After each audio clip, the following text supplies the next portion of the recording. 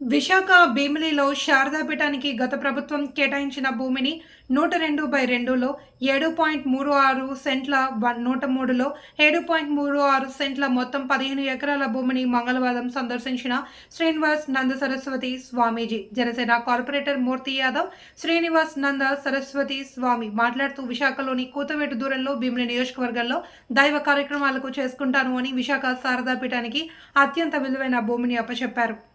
భీమునిపట్నంలో ఉండేటటువంటి మనం ఇప్పుడే చూసినటువంటి పరిశీలించినటువంటి ఈ స్థలాన్ని మరి విశాఖ శారదాపీఠం వారికి అప్పచెప్పేసి ఆయన ఒక దరఖాస్తు చేసుకొని ఆధ్యాత్మిక కార్యక్రమాలు చేసుకుంటామని, వేద పాఠశాలలు పెట్టుకుంటామని, కేవలంగా దైవ కార్యాల నిమిత్తం అని ప్రభుత్వం దగ్గర ఈ స్థలాన్ని వారు అర్జీ చేయడం, ప్రభుత్వం దాన్ని కేటాయించడం, అది కారు చౌకగా స్వామి భక్తిని ప్రదర్శిస్తూ జీవీఎంసీ వాళ్ళు విశాఖపట్నంలో అనేక గంతలు, అనేక రోడ్లు మొక్కలు ఊడిపోయి యాక్సిడెంట్స్ అయినా పడిపోయి అనేక ప్రమాదాలు జరిగినా కూడా ఎంతోమంది విజ్ఞప్తులు చేసినా జీవీఎంసీ వాళ్ళకు కనిపించలే, పట్టించుకోలే. కానీ ఇక్కడ దాదాపుగా 1.5 కోటి ఖర్చు పెట్టి ప్రత్యేకంగా విశాఖ శారదాపీఠానికి ఏదైతే స్థలం కేటాయించగానే వాళ్ళు రోడ్డు నిర్మాణం చేసి చాలా స్వామి భక్తిని ప్రదర్శించి, అలాగే ఈరోజు మేము అడుగుతున్నాం ప్రభుత్వాన్ని, గత ప్రభుత్వాన్ని, అయ్యా ఈ భీమునిపట్నం చారిత్రాత్మకమైనటువంటి ఆనవాళ్ళు మీరు చూడలేదా? సాక్షాత్తు భీముడే ఇక్కడ తపస్సు చేసి, పంచపాండవులు కూడా ఇక్కడ తపస్సు చేసినట్టుగా చారిత్రకమైన అనేక శాసనాల ద్వారా మనకు తెలియపరుస్తూ ఉన్నాయి.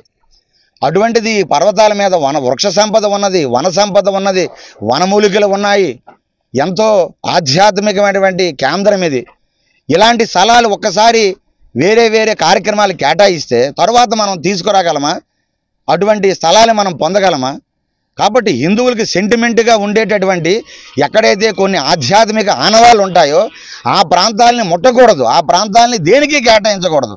ఈరోజు పర్యావరణ పరిరక్షణ అంటూ ప్రపంచ దేశాలు, ముఖ్యంగా భారతదేశంలో ఎన్నో సదస్సులు పెడుతున్నాం. ఈ మధ్య మనం చూసాం, ఎండల తీవ్రత పెరిగిపోయి చాలామంది వడదెబ్బకి చాలా వందలాది మంది చనిపోయారు.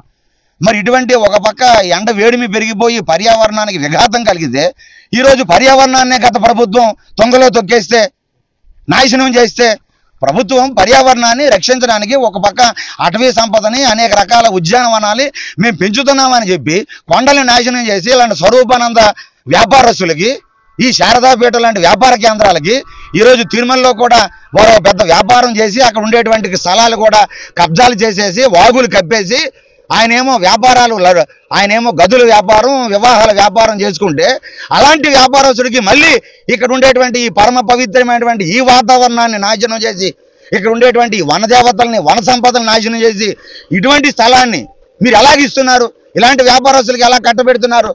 కాబట్టి ఇది చాలా అఫెన్స్ అండి. ఇది క్షమించనటువంటి నేరం. ఇది గత ప్రభుత్వం అడ్డుగోలుగా వ్యవహరించింది. కాబట్టి దీన్ని మేము తీవ్రంగా ఖండిస్తున్నాం.